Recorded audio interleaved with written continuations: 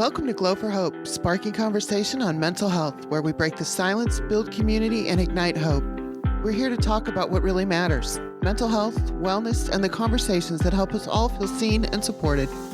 Every episode will bring real stories, expert insights, and practical tools to help you navigate mental wellness and suicide prevention. Because together, we can change the conversation. Let's get started.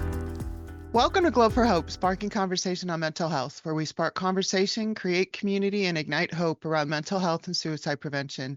I'm your host, Kelly Pelker. A person can appear successful, dependable, and completely in control while privately caring more than anyone around them realizes. They can continue working, solving problems, caring for other people, and meeting every expectation while their mental health quietly deteriorates beneath the surface. My guest today understands that divide between public capability and private struggle from lived experience. Rebecca Lazzelle is a former process improvement director turned published author, retreat host, and energy healing practitioner. Her life has been shaped by corporate burnout, grief, codependency, a relationship affected by addiction, mental health struggles, domestic violence, depression, and suicidal ideation.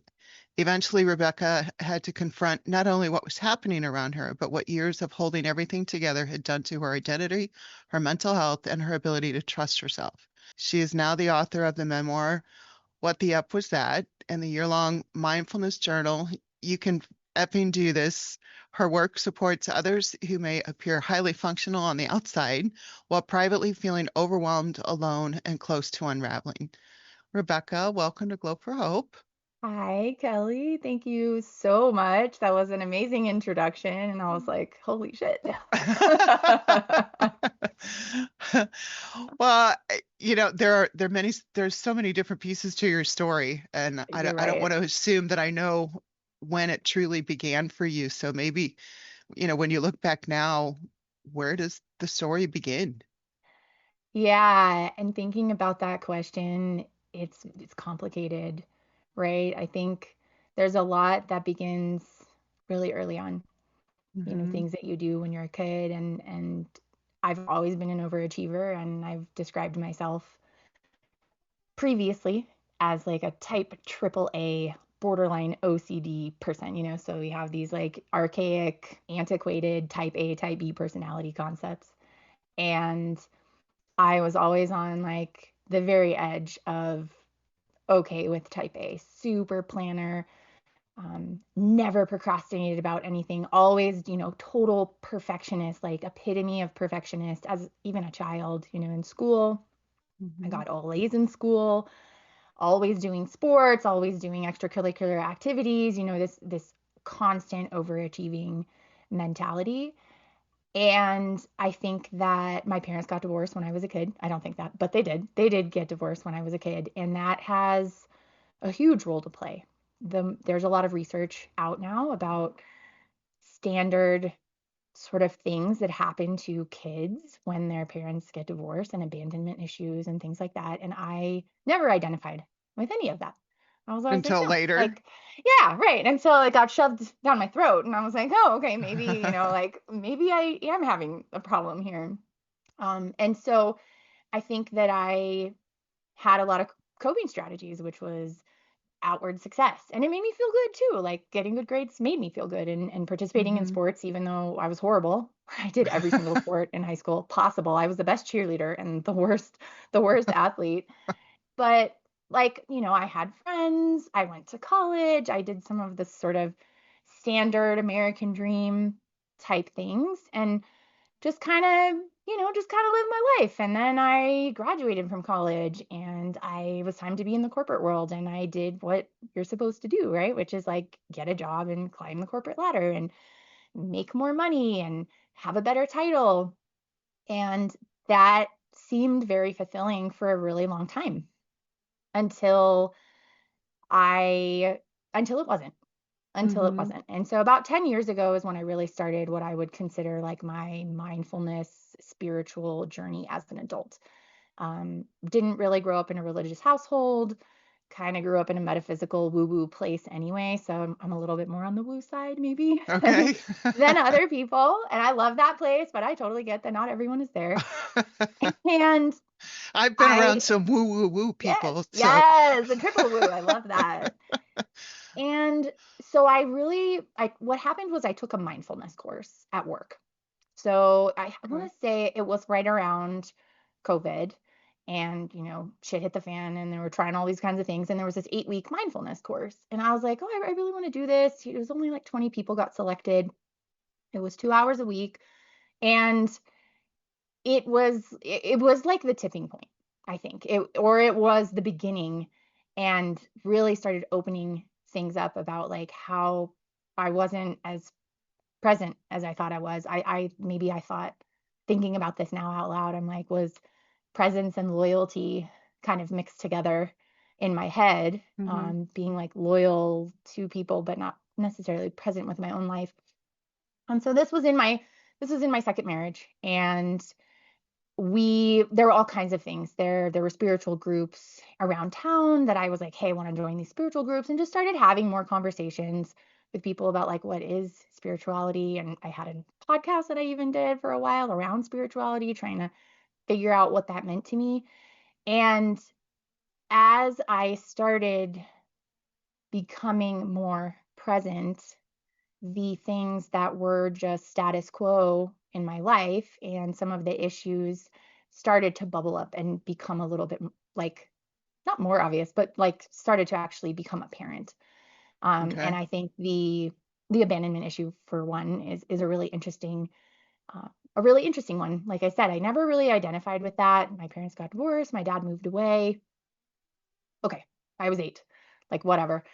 Technically, I know now that, it's between like 7 and 9 years old is when kids start to grow out of the, when something bad happens, it's my fault. And so I carried that with me, even though I didn't consciously carry it with me. Hmm. And one day, my ex and I had this huge, huge blowout. We fought every time he had these mental health cycles.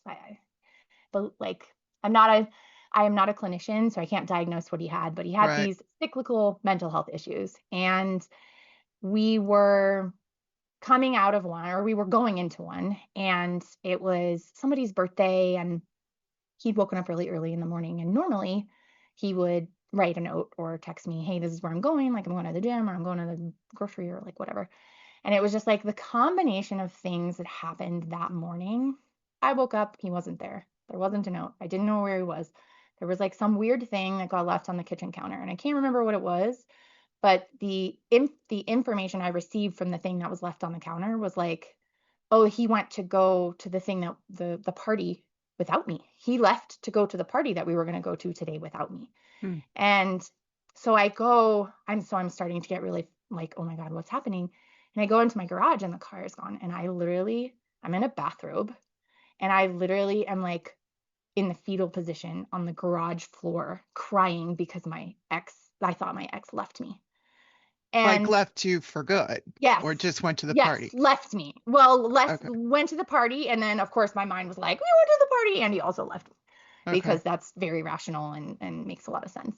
And so And how long were you married at this point, and did you have any of these blow ups and stuff prior to this? we were married for, I think, probably about 2 years.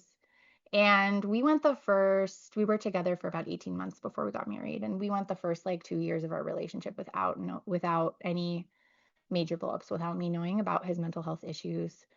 And with me excusing his semi erratic behavior, which was still not completely shown to me based on like physical pains. He had a lot of problems. He had an amputation. There was like a lot of other things. And so I was like, he's always in pain. And so in my mind, I was like, pain sucks, and pain makes you do crazy things and makes you act like a crazy person. And so I was always like, oh, are you in pain? But I never really said what's going on, or Yeah. more of an open-ended question. I just automatically attributed it to the pain, and he accepted that instead of saying, well, yeah, I'm in pain, physical pain, but also I have this mental health thing. So we actually Okay. got married, and I was unaware of his mental health issues.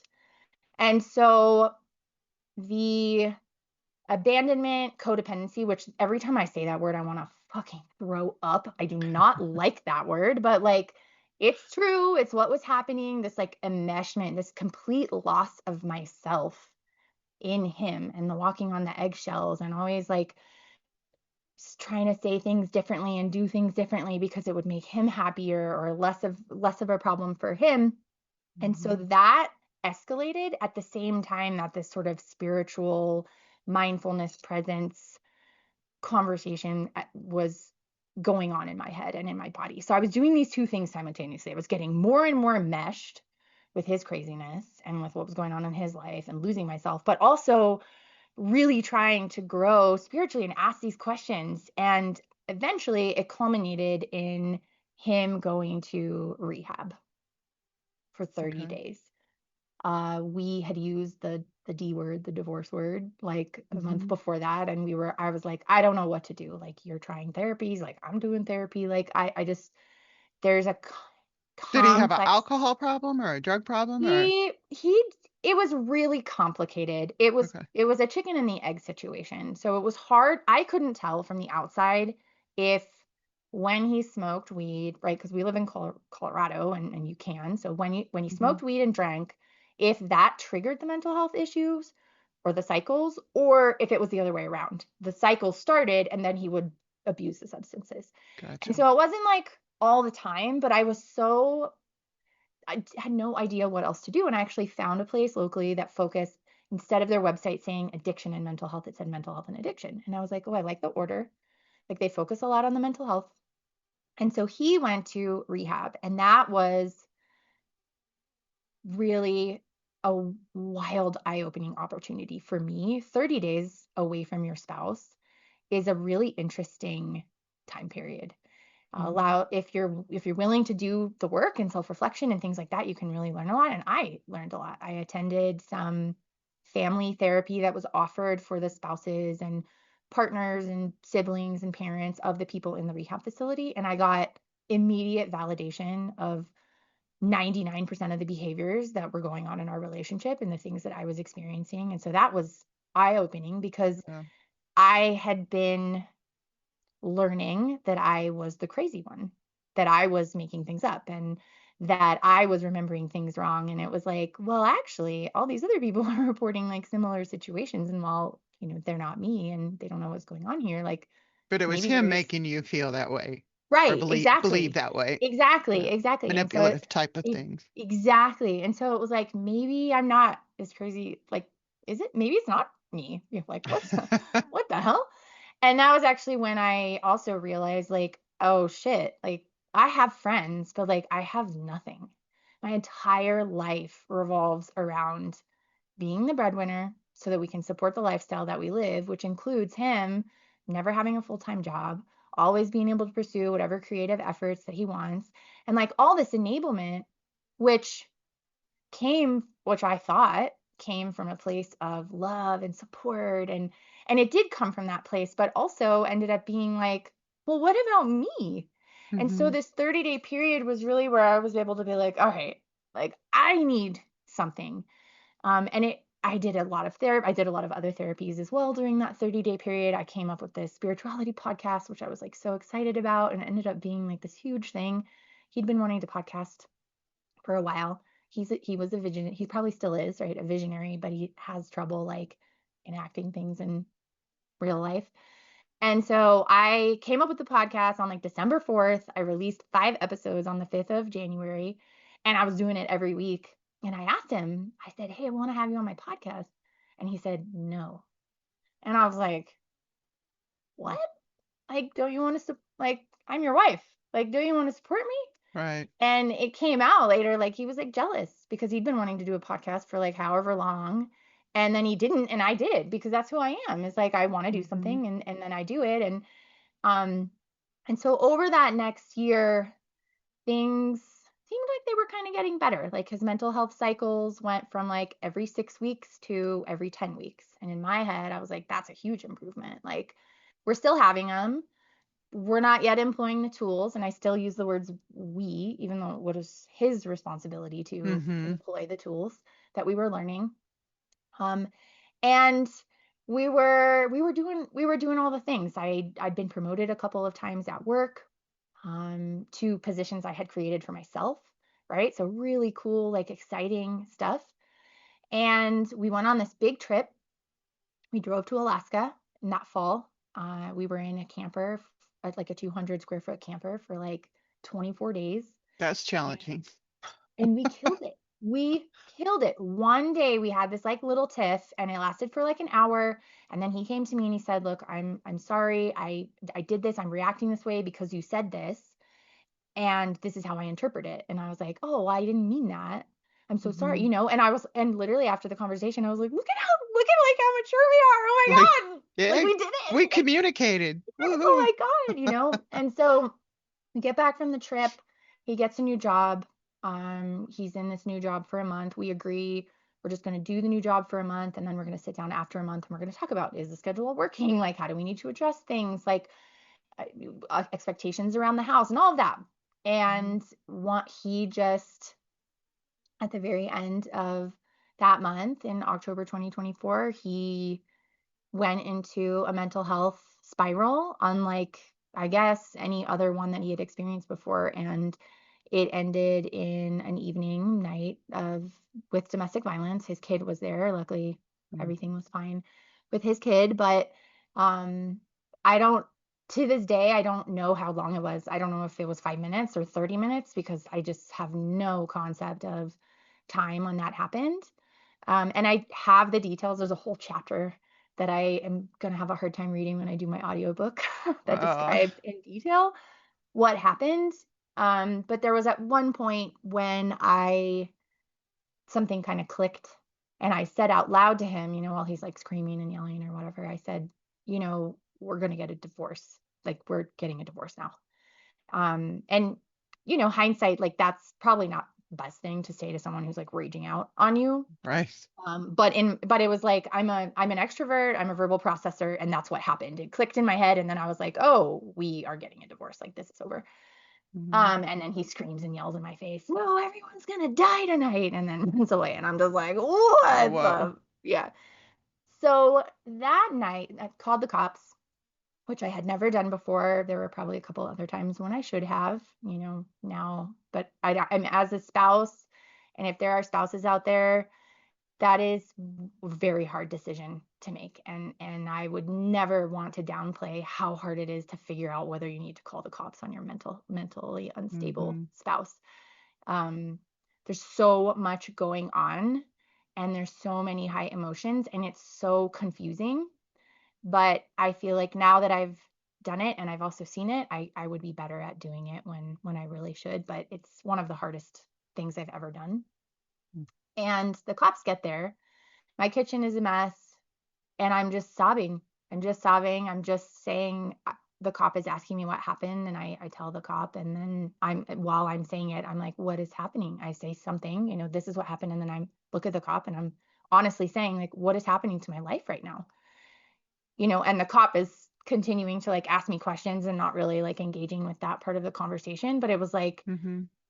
everything just crumbled, and then they told me that there were charges filed against him and I fell onto the floor because I was just like, So what? this became more than verbal Yes. abuse. It Yes, it was it physical did. abuse. Yes, it was. For the first time towards me, it was physical. And it was I broke. I keep using this word and I want to be careful when I say the word broke because it's like I didn't want to be broken, Hmm. but nothing was working.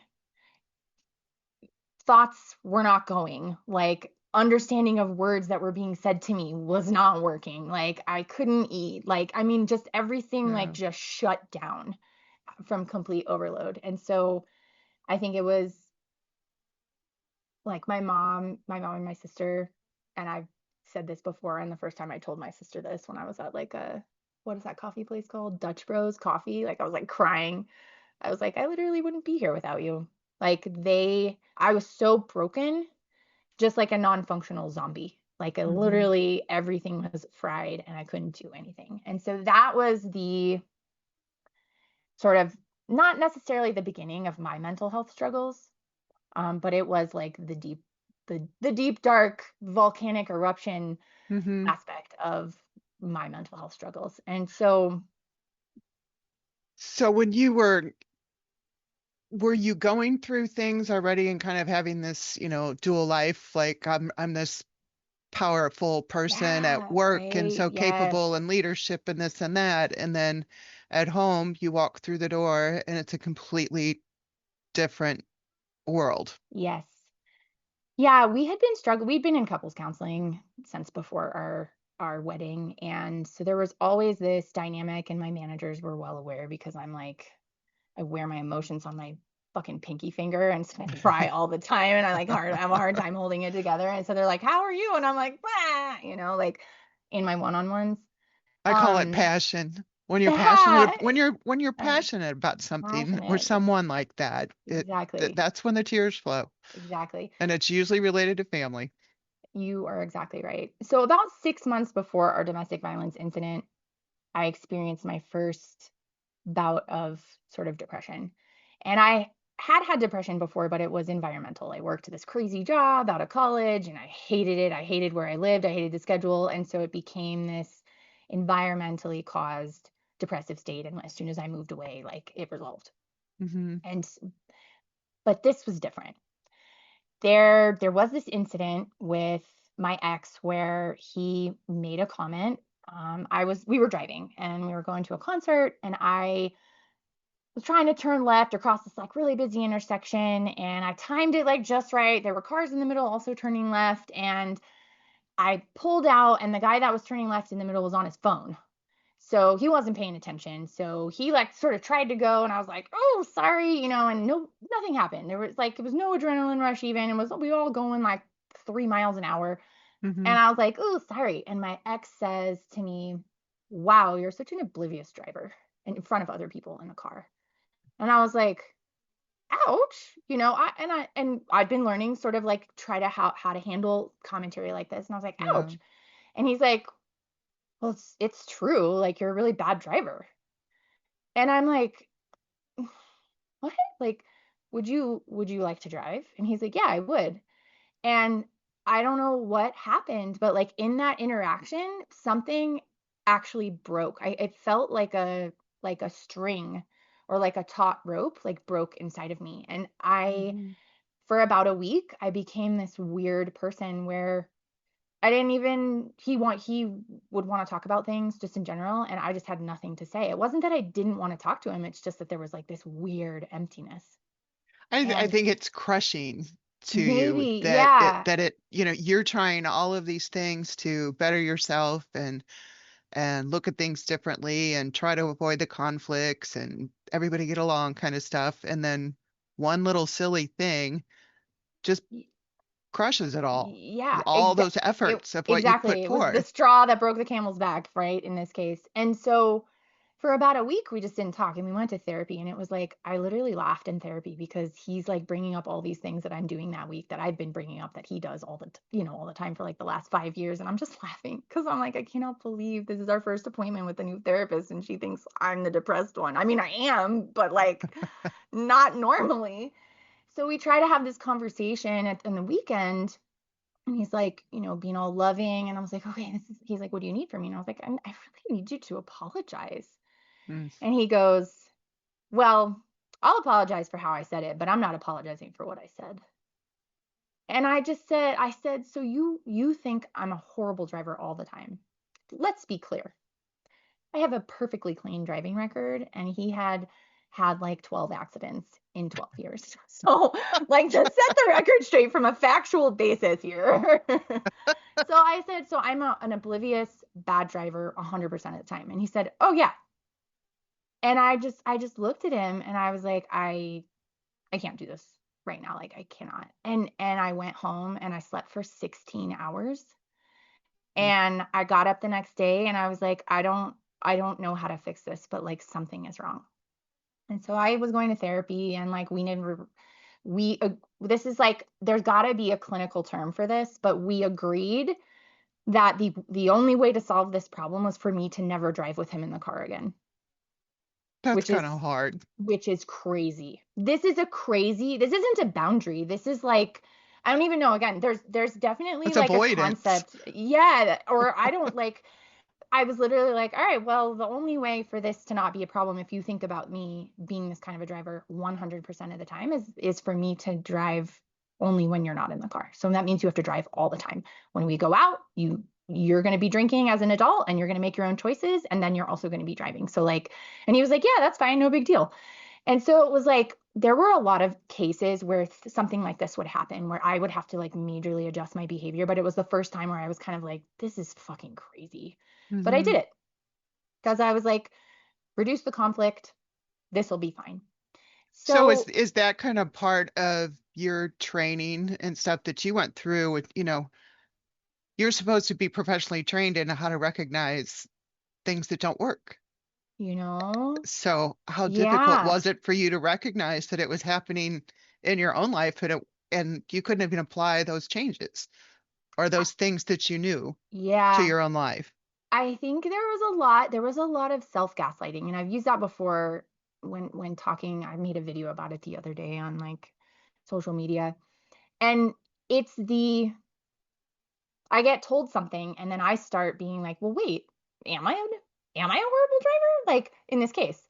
"Oh, okay, well, I do have really bad road rage. Like maybe that makes me a horrible driver, right?" And so I start to rationalize Mm, what is being told to me externally, and because there's so much enmeshment, there's so much like even in therapy, I don't know, I'm not getting the tools that I need to be able to be like, "No, that's actually not right."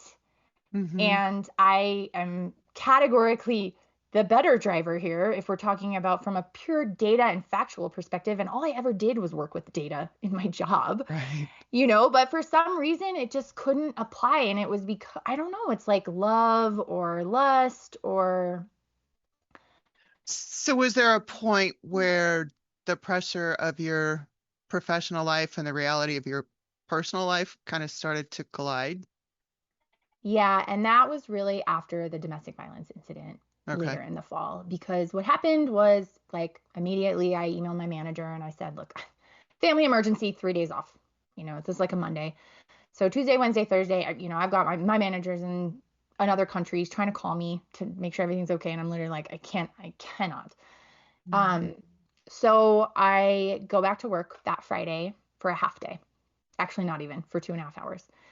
And I get on a call and I'm on these calls and my brain is broken. I'm literally just staring at the screen like a deer in the headlights. And I'm like, nothing is going in. I have no idea what we're talking about. And after the second call or the third call like that, the guy on the end of the line says, "Hey, I hope you have a really great weekend with your family and your husband." And I was just like, just hang up really quickly and then devolve into the fetal position underneath my desk and cry my eyes out for Right. 2 hours.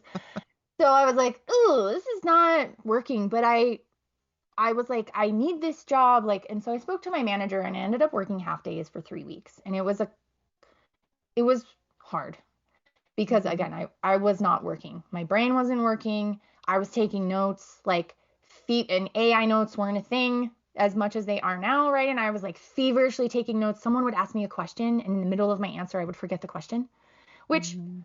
that happens Brain fog. sometimes. Yeah. But it was like every single time, or people would be like, "What's the status of this?" And I'd be like, "Well, of what?" And I forgot like already what we were talking about. And so it was really, really difficult. But I also knew that if I didn't have work, I would collapse. Like I would devolve into like a grief ball. At the time, I Mhm. didn't really realize that was what I was experiencing, but the more I learn and the more I talk about it and the more I see, like that very much was what it was. And so I worked half days for about a month. Thanksgiving came and went. I took some time off. I can't remember what. I don't think I did anything for Thanksgiving, and then it was December. And I was like, all right, I gotta go back full time because like there's not a lot of PTO left. So I went back full time and it sort of not stabilized, but I guess kind of stabilized a little bit in December. That's not really the word I want to use, but I'm going to use it because I can't think of another one right now. It kind of stabilized in December, and then it plateaued and I fell off a cliff like in January, February. And it was like something about pushing everything down from the grief perspective and trying to focus on the job. I knew work was a distraction, but Mm-hmm. I needed that distraction to survive. Because if I wasn't even a little bit distracted, I would have just crumbled into nothingness. And so, And you're referring to grief over the loss yes. of your marriage, right? And all the dreams we had, Yeah. and the betrayal trauma, and the PTSD, and all of the things, right, that I was like starting, and the suicidal ideation and depression, which started in December. And so it wasn't like everything happened all at once. It was like my system shut down in November. Things started coming back online in December, and I felt a little bit more capable. But now I was experiencing suicidal ideation and a really deep depression, especially compared to the one that I had had 6 months before, which was wholly unfamiliar with. Mm. He had described suicidal ideation. We had talked through it because that was something that he experienced, but I had never really experienced that. And so that was like very, very unfamiliar, scary territory. And that progressed into deeper depression and suicidal ideation and PTSD symptoms and panic attacks and all these other things. And so it was like, as I continued to ignore or deprioritize working through these huge feelings and emotions and the trauma that had happened and focus on work, I started to have more and more bad symptoms. I started to have to take an anxiety medication. Were you Um, seeing a therapist or I anything during was, any of yep, that time? yes, Okay. absolutely. I'm a therapy pusher. Like I said, I'm a verbal processor. I couldn't live my life without a therapist. So I was seeing a therapist, and he was like, let's try EMDR. And I'm like, okay.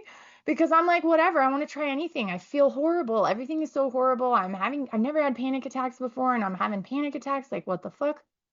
And I sit down to try EMDR, and I'm a crumpled fetal position ball on the floor of the therapist's office because I can't, because it's hard. It's a hard modality to do. And so I've never been through it, but I know people that have, and in it and I digs up a lot. I will swear by that modality till the end of my life, but it was very hard. It was very Mhm. hard for me to do. And it took multiple sessions of getting in and trying and starting and being like, never mind, we can't do this. And so it was like, as I worked full time, all of these other my system was just like exploding in all kinds of different directions. And eventually in the February timeframe, I was like, I cannot work and do this. I would Mm. get off of a night of work and I would scream and yell at the dog, who did nothing wrong, to be very clear, all day long. I would be rude to service people like at restaurants and stuff. I just was acting in ways that was not aligned with who I was. And I was so embarrassed and I hated it, but I couldn't control it Well, because how did you reel it all in? well, so what I did was I asked my boss to take FMLA. And I think that this is an interesting part of this conversation because in the US, we don't have as much like paid mental health. And like I Hmm. lived in Denmark and they have stress leave. It's like, I love Shouldn't we that, all? We all you should know? have that. And so I want to like tell people like don't forget about FMLA. And Hmm. FMLA is for mental health and PTSD and these things. And I just told my boss, I said, look, I can work for 8 hours and then I can't brush my teeth at night and I can barely get food into my face because it has taken 120% of my energy to do this job for one day. I can no longer function as a human. I can't But take my what? dog for walks. No, and I just said like after 2 days of work for a week, I was complete shit for the rest of the week. I couldn't remember anything. Balls were dropping all over. People are like, "Wait, you said you were going to do this." And I was like, "Oh, did I?" Like, I have But no what idea. was occupying the space in your mind? It there wasn't. It was literally like stress. It was literally like I wasn't running on a hamster wheel and like thinking about all of these things so that I didn't have mind. It was like broken neural connections and like a threshold of stress where, for example, I had a crazy dog and he was huge. He was 60 pounds, and I needed to get him into doggy daycare in order to work because I moved into a place where I didn't have a yard anymore and I could not go on 2-hour walks. It was also the winter. And I was Mm. like, he needs exercise. He failed doggy daycare, and I picked him up, and it was borderline animal abuse, me getting him into the car out of the doggy daycare place because I was so irrationally mad. And then Mhm. I got in the car and I just cried for 25 minutes in the parking lot because I was like, now what am I going to do? The world is basically ending. I get home and now I'm suicidal. And it's just like, how did we get here? Like he just failed doggy daycare and there's other doggy daycares, but it was like my system was so overloaded that any little tiny thing that didn't go well, I couldn't handle it anymore. My stress Just was so high. astronomical. Yes, I just had no capability to handle anything that wasn't going like mostly well. And Hmm. so I told my boss I needed to take FMLA because I needed to do something else. I needed to work on this. The panic attacks were getting worse, was kind of getting right into EMDR. And he was like, yeah, do it. Like, I totally get it. And so I would say to people, like, don't forget about that resource. Like, if you are at this job where you're like, I literally cannot do this, I'd never met anyone who took FMLA. I've been in corporate Except for for, a baby. yeah, right, exactly, exactly, Mhm. except for a birth or a baby or whatever. I had never met anyone who took FMLA. And so I think it's a really underutilized resource. It's not perfect. Do you get paid on FMLA? It depends. In Colorado, there is a little bit of a statewide payment. Does your company have short-term disability? Then you might get paid. I basically got told I was not suicidal enough by the insurance company to get paid by the Oh, insurance wow. company, which was like such a very weird denial letter to get to be like, what does that even mean? Like, I'm sorry, what? So I should make an attempt so that Yeah, then you'll cover it. basically, that's what they said. That's basically what they said was that there was not enough of a plan. And I'm like, okay, so Wow. you want me to be like I need to be in a 72-hour hold. That's how suicidal you need me to be in order to cover my short-term disability. And so it was, there was a lot of paperwork and admin, but it is a highly underutilized like resource and opportunity for people. And it is becoming, I think, more like in Colorado, it's paid now. I can't remember when that was. It's just a couple of years ago, but that's new. Mhm. And so it's at the short-term disability rate, which is what, like 40, 50, 60% of your salary, but it's not nothing. Right. And so that time, I actually went on a 12,000-mile road trip during that time. I had the wherewithal at the time to know that I needed to be with people that I loved, but I also needed to not be living in my mom's basement. And I love her forever and will be forever grateful for everything that she did for me, but I needed some space. Hmm. And I didn't want to be a burden. And I didn't want to stay at someone's house for 3 months. And, I had a friend who offered me a condo or like an apartment in Spain. And I was like, yeah, but if I go to Spain, no one's going to hug me because I don't know anyone there, And so I was like, I need to and I also knew I needed to rewrite some of the memories that I had with him in places that I had been before. And I Hmm. thought, I can still do therapy. I can still do my energy healing that, I'm getting done. I can still do all these things like remotely. And so I took this trip and it was amazing and hard. One of the hardest things I've ever done and also, wonderful. And I got a lot of healing on that trip. There were a lot of panic attacks on that trip. There were a lot of hard conversations on that trip. There was bouts of suicidal ideation on that trip, which were dangerous sometimes when I was by myself. Um, but What kept you holding on to not follow through? Do you know? yeah, somebody asked me that recently, and it was like I always knew from the very beginning, my very first therapy appointment, 4 or 5 days after everything happened, I always knew it would get better. I even said to my therapist, there is a light at the end of the tunnel. I just can't see it.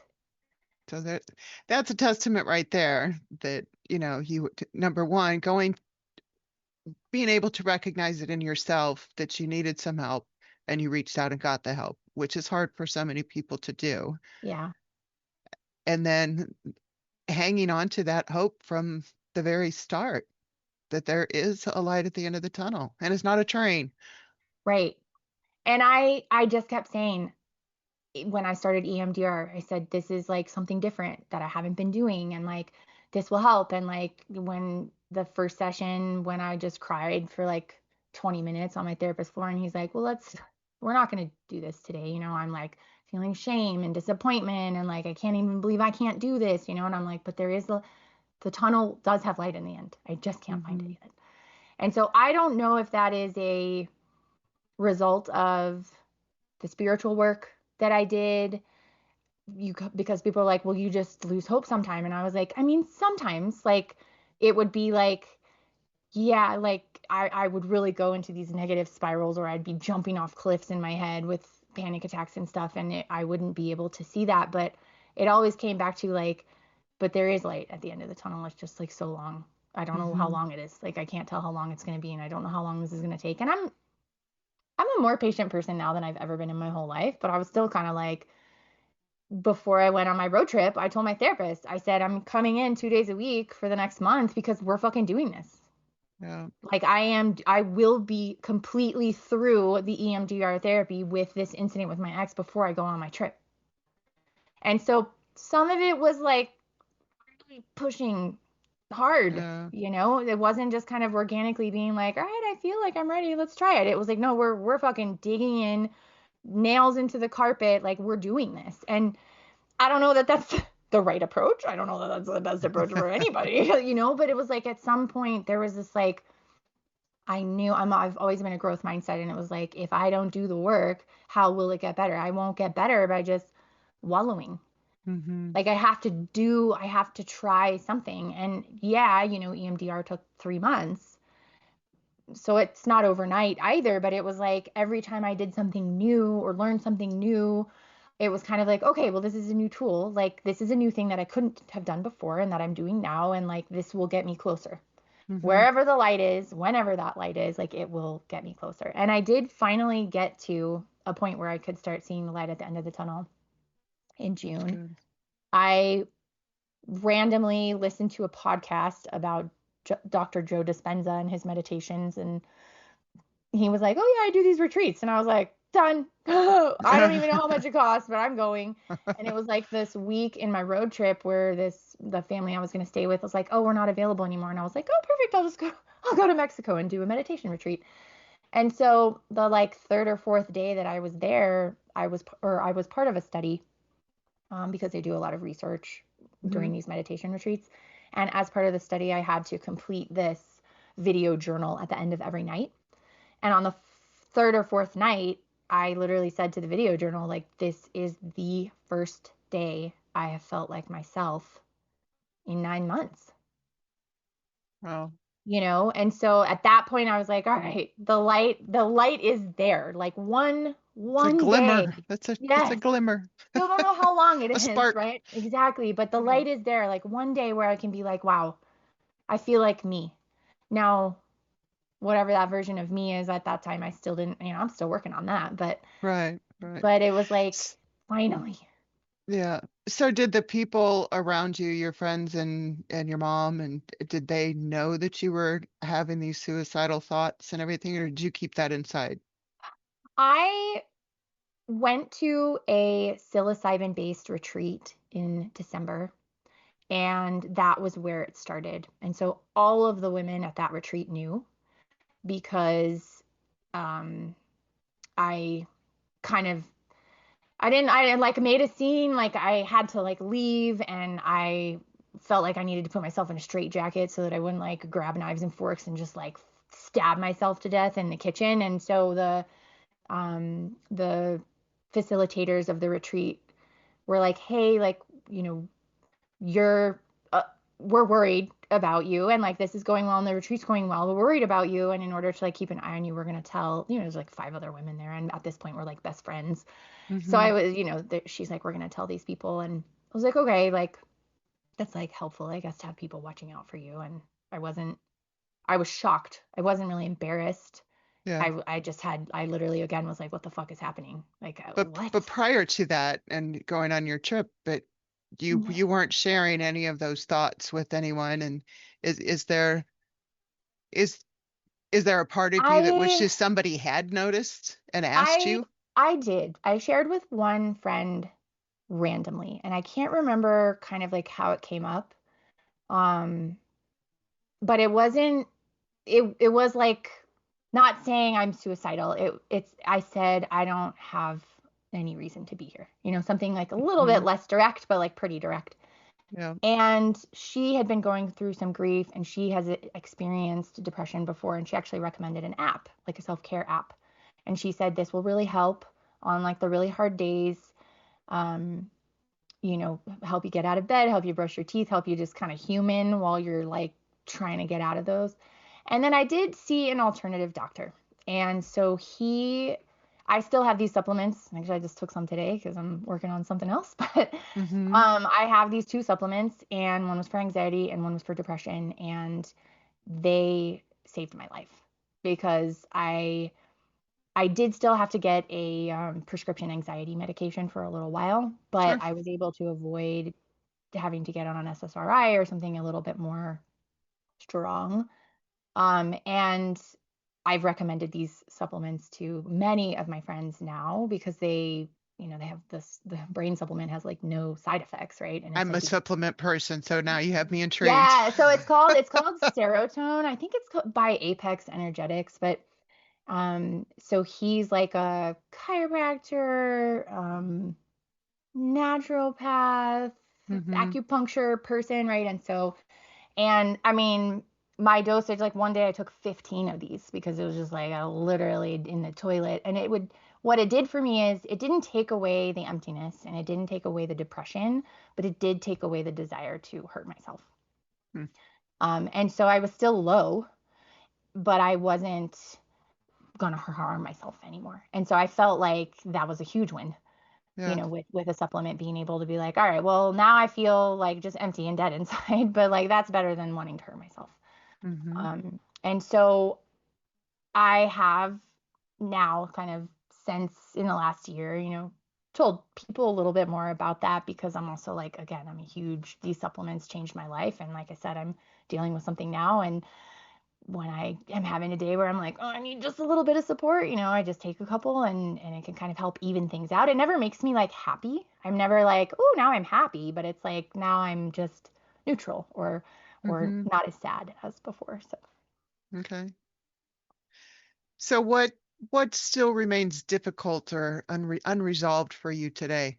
yeah, I think I keep seeing these visuals online about like healing is not linear and grief is not just the Kubler-Ross grief curve. And they're basically the follow-up image is this like rat's nest of lines kind of together, like going in different directions. And I think you know, it's it's really hard because I don't know what is going to trigger me. Mm. And the conversation about kids triggered me for a really long time. We tried for 4 years to have kids. I just did a whole podcast on it. Like we infertility journey and everything. And we tried for 4 years to have kids together. And then all of a sudden that wasn't a thing anymore, and I A little saw, divine intervention I there mean, that we don't always understand why things hallelujah are the way at they this are. point. Yes. Thank all the gods everywhere. Yes, for that one. But it's like I just don't know. I have seen my ex a couple of times since I guess since October of 2024, and I still have panic attacks, and that is um, a little bit disappointing Yeah. because I feel like I'm doing so much work and I understand and I can like talk through all day long like what happened, but my body is still reacting to that. And because of that, because of those panic attacks, and like I said, I'm taking these supplements right now, which means I'm like, working on some mental stuff and it's not awesome. But Mhm. I do not like having to think about and be prepared for a panic attack when I plan my life, Yeah. and so I'm not, I mean, yes, I am. That's not true. I am sometimes not doing things because I'm like, will he be there? Mm. And I So I he don't still has love, a little bit of control. yeah, and I don't love that. I really do not love that. And what I can say is like the severity of the panic attacks is going down. So It's good. that feels like real progress. The first time I saw him, I was completely untethered from this reality. And It's understandable. and the last time was like I was able to get in my car, I was able to get home, I was able to like, and I didn't have the sort of, I call it a panic attack hangover. It's, I don't know what happens exactly like the next day, but like super exhaustion and like all this other stuff. Didn't quite have that as much. So I'm still dealing with that. And I have energy healing practitioners that I'm working with, and I have my alternative doctor, and I'm seeing my PCP, and I'm going to therapy, and I'm doing all the things. And I think at this point, I have an even more knowing that like eventually it will go away. And it is a little frustrating that it's Hmm. still happening. But I've made so much progress, and I do see the progress, as I said, with the severity, that it's like, all right, well, I am making progress, Sounds but like you are. I would Good for prefer you. not to have those. And I don't wish a panic attack on my worst enemy. Like, horrible. Yeah. Yeah. So your memoir is called Yes, "What the F Was That?" it is called What the F Was When That? when you look back at the full accumulation of burnout, grief, addiction, the codependency, all of that, what does that question mean to you? I think the reason that I chose that title and sort of that question is because it was very indicative of points in my relationship as well. Like as we talked about, like with the car thing, I was kind of like, what the fuck? Like, why is this so Hmm. hurtful for me? There were other moments in my relationship where I was asking that, like, what the fuck? Like, why do I just said this thing 10 different ways, and all the different ways you responded poorly. Like, what the fuck am I supposed to do, And so it was kind of like this repeated thing, but I ignored it. I didn't listen to it. I didn't take time to sit with it and really, I wasn't talking about the right things in therapy, obviously. But it kind of was this thing where it's like these moments that we have where we're like, what the fuck? Like, we should really sit down and like come back to those and sit with those. And even if it's just for like a second to be like, wait, why am I responding with such like, whoa, what? Surprise Hmm. and shock and denial and like whatever all the things are, associated with that type of a question. But it's like, A I little had those introspection for opportunities. it. Yeah, I had those opportunities and I just didn't do it. And I don't know why until eventually it was literally like, what the fuck is happening? Like, where did my life go? Who am I even now? I don't even know anymore. Like, what is life even, and until it just spirals out of control. And so I'm Hmm. like, if you find yourself being like, what the like, maybe that is an indication that we should sit with that for a second. Yep, yep. So you told me before the interview that stories you care most about telling are the ones people rarely hear, not the polished version of survival, but the messy, nonlinear, sometimes ugly reality. What's the part of your story that people usually don't hear? Oh, wow. That's a really interesting question. I loved it. I love when I get that response. The part of my story that people don't usually hear. I think what I am trying to do with my book, with my journal, with my energy healing, with my social media presence, with the podcasting is provide that authenticity to this conversation. And so for example, on my social media, I am posting these videos that were like private videos that I shared with a friend during this time period, completely unfiltered. The first one I'm in my pajamas, like, Mhm. completely unfiltered videos, just trying to show people what it was like for me, in the hope that maybe someone's like, that's what I'm experiencing. That's like what it's like for me now. Like Yeah. maybe there's resources or community. And so I think there's tons of questions I'm sure that people could ask and be like, oh, I haven't told that yet. But I think my goal with the way I'm approaching this is to always tell the things and to show the things. And I recently got, a comment, like I'm new to social media and I'm starting to get those like hate comments, and Yeah, they're that can be brutal. really hard. And someone literally was like, "You're full of shit." And I was just like, all I'm trying to do is share the truth. And Yeah. with the hope that somebody out there who is struggling can be like finding validation Hmm. in what I'm saying so that they know that they're not alone. Because I was not alone physically and was isolated and had never felt more alone in my entire life when I was going through my Yeah. experience. And so if I can do one thing or say one thing or be truthful to my journey and authentic to my experience and genuine in crying on a podcast or whatever, right? If I can do that and it is helpful for one person out there, I think that's amazing. It is. And ignore the haters Oh, until you start getting those comments that you changed my life. Just yeah, ignore the others. yeah, It's you got to be thick-skinned on it, you which is do. hard. You do. And when you're trying to be vulnerable, and do you're trying to help others, but are you finding that sharing healing for yourself also?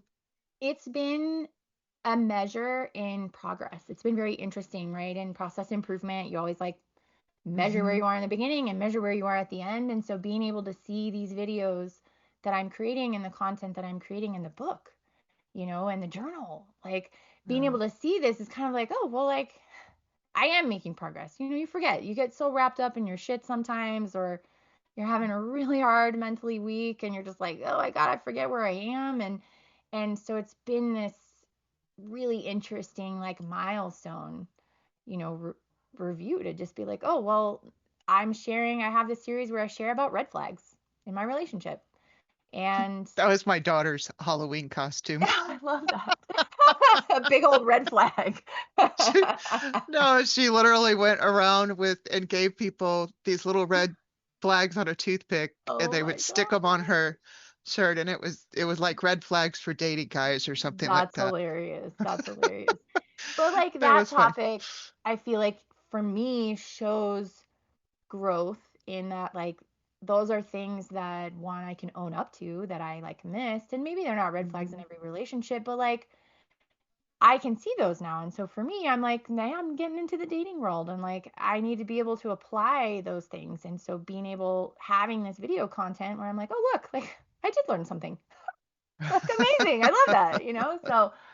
So I think it's just about like being able to see where I was. And when I first started posting these videos from the very sort of at the incident, it was really hard. The very first one Hmm. that I posted, I had like a flashback back to that, and I was like sitting on that couch, and I'm even getting goosebumps now. And I was kind of like that was who I was and what I was experiencing, and I'm like creating gratitude because I'm not there anymore. Right, And I'm not like right. healed, and it's a whole other podcast conversation to talk about the fact that I don't think that that word even really exists. But healing, It's I'm a just constantly healing, constantly. it's a continuum. Yes, exactly, Yeah, exactly. yeah. And always take time to step back and reward yourself for the things that you're progressing on. That's Yeah, very, very important. you're Is there exactly right. is there one truth that was the most difficult to share in that memoir? You are just killing it with the questions.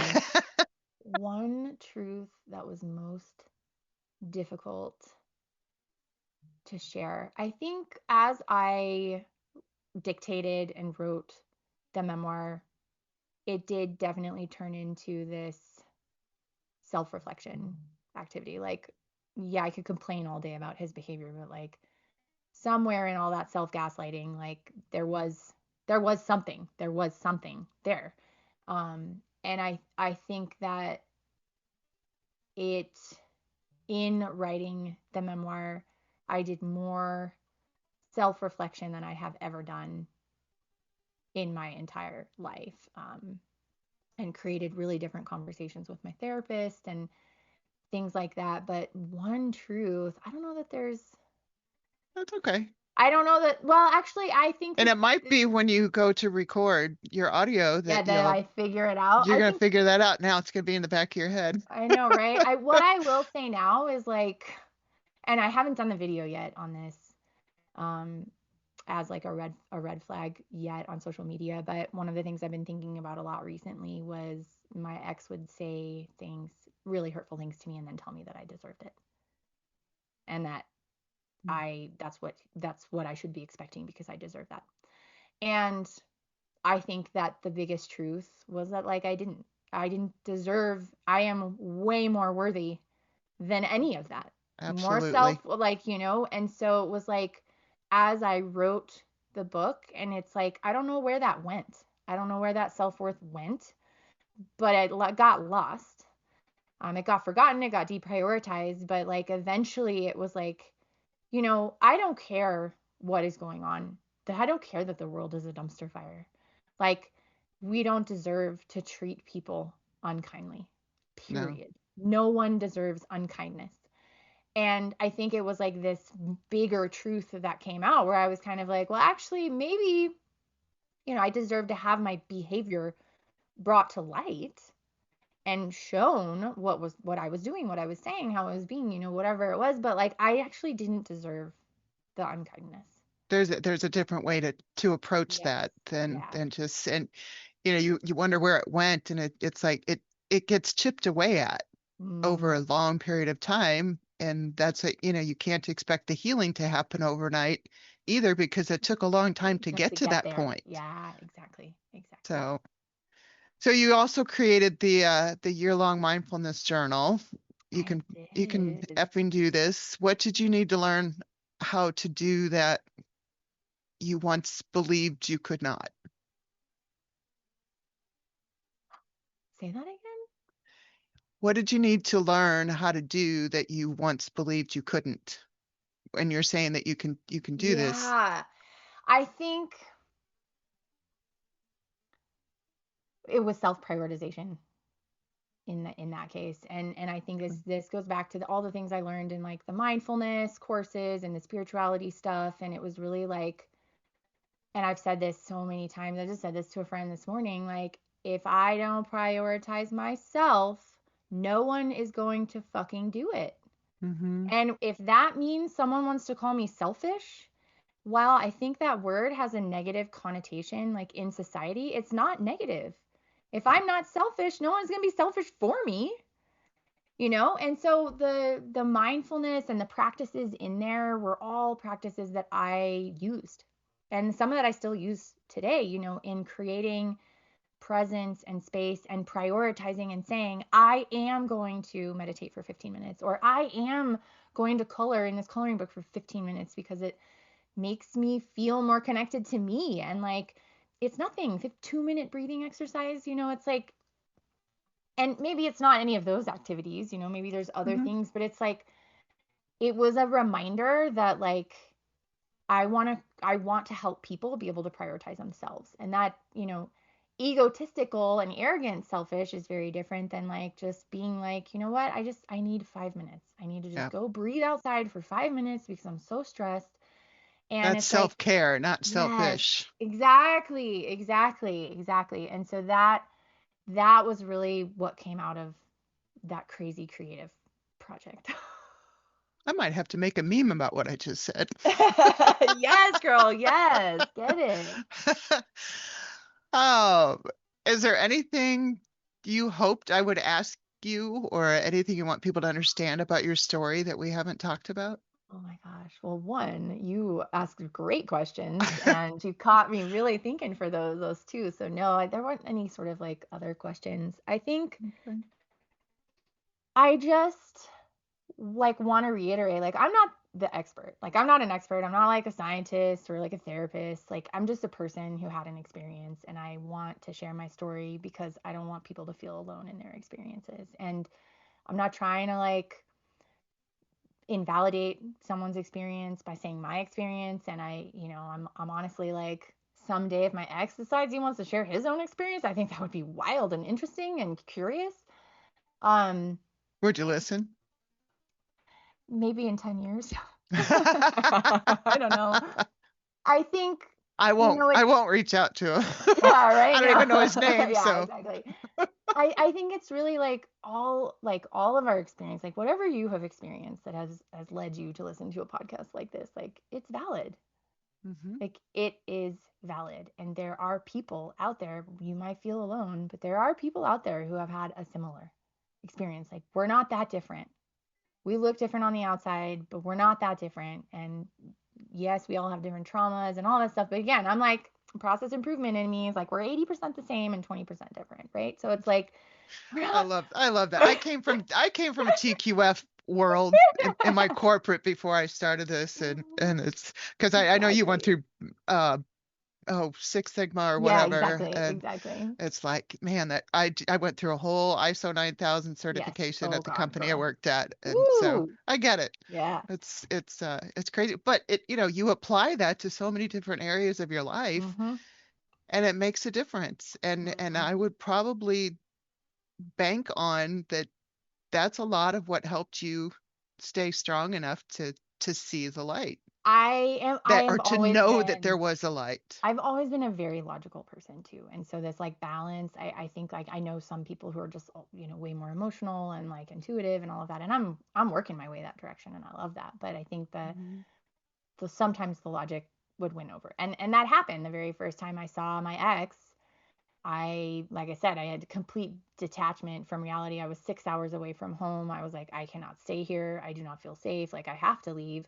I was a menace on the road. I was absolutely should not have been driving for 6 hours. But eventually, when I kind of calmed down and everything, I was driving in the mountains and I like wanted to drive off a cliff. And I was like, oh, but if I drive off a cliff, there's no guarantee that like it's gonna hurt. Mm. I need to be impaled on a tree. Like it was like there was a lot there. And eventually what happened is this little light bulb in my head went on and it said, well, if you commit suicide, like your family will not get any of your life insurance.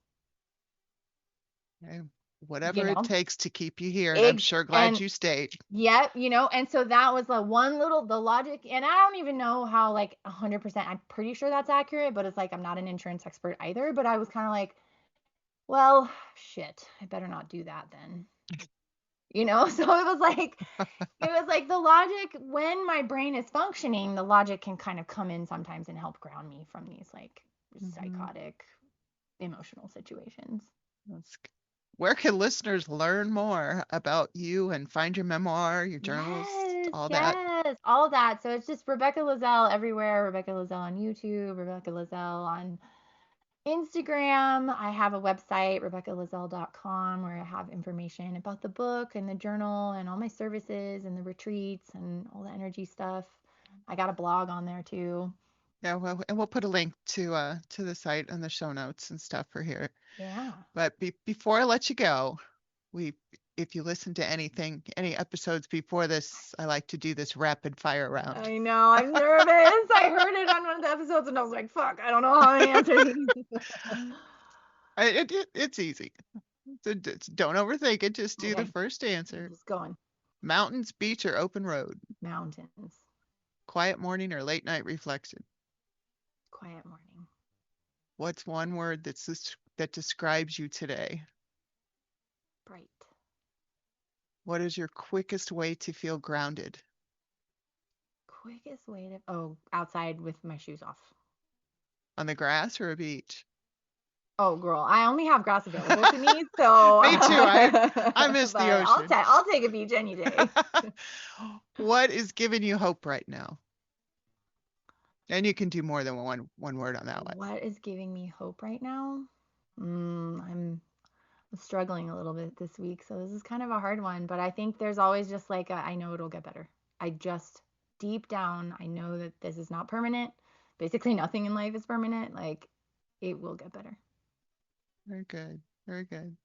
Oh, Rebecca, thank you for trusting us with your story and for allowing us to see beyond the capable exterior into what was happening privately.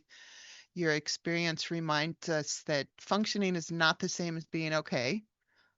Someone Hmm. can continue doing everything expected of them while privately carrying burnout, fear, grief, depression, and sadly, suicidal thoughts. Mm-hmm. It also reminds us that leaving a difficult or unsafe situation is not the end of the story. Rebuilding a life, an identity, and the ability to trust oneself can be complicated, painful, and far from linear. So, to everyone listening, you do not have to wait until you reach a breaking point before asking for support. You also do not need to have the perfect words. Telling someone I'm not okay and I need you to stay with me while I figure out what comes next is enough. Yeah, So, absolutely. and just for the sake of this episode, we'll put this in the notes too, that, for domestic violence support, contact the National Domestic Violence Hotline at 1-800-799-SAFE or text START to 88788 or visit thehotline.org. And I know that's a lot to remember, but Write it down. yeah, like I said, well, it'll be in the notes. Until next time, keep sparking the conversation, creating community, and igniting hope. Thank you for joining us on Glow for Hope. If today's conversation resonated with you, share it with someone who needs to hear it. Remember, your mental wellness matters, and you are never alone. For more resources and support, visit glowforhopenfp.org. That's glowforhopenfp.org. Stay connected, stay hopeful, and keep the conversation going. Until next time, keep shining. This podcast does not and is not intended to provide medical advice. The information presented on this podcast should not be interpreted or construed in any way as a replacement or substitution for medical advice. It is important that you discuss your condition, treatment options, or any questions that you may have with your doctor or healthcare provider.